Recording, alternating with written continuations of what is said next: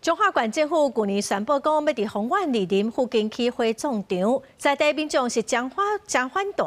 今仔县政府是搁在进行环境评估审查会议，自救会各环保团体嘛搁去抗议，要求县政府爱撤案。也毋过上新的消息是，今仔环评已经通过了，自救会是表示无奈，会搁来讨论讲，接下来要安怎做。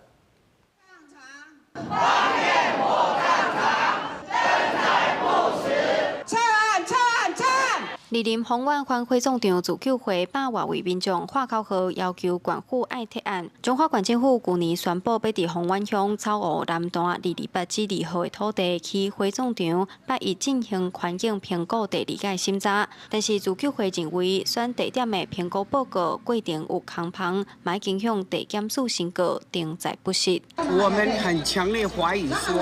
他们这个老早就内定好了。选址是一个射箭画靶的一个问题而已，我们也希望说环评委员能还给我们那边所有居民的一个安全，还有选址的一个真实性。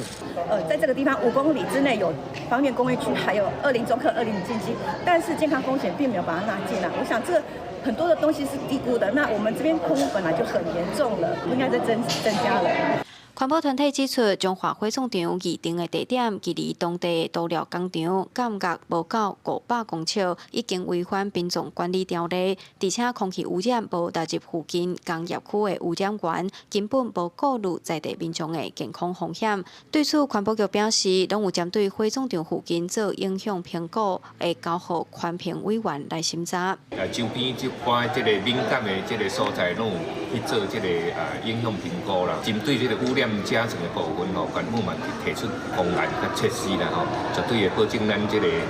对咱环境吼袂造成真大的这个影响。经过4点外钟的讨论，环评委员会认为火葬场的开发对噪音、空气、水质这的污染拢有相关的预防措施，无明显不良的影响。宣布中华生命园区开发计划通过环境审查。自救会无奈表示，会搁再讨论后一步要安怎做，继续守护在地人的权利。记者杨淑晴，中华报道。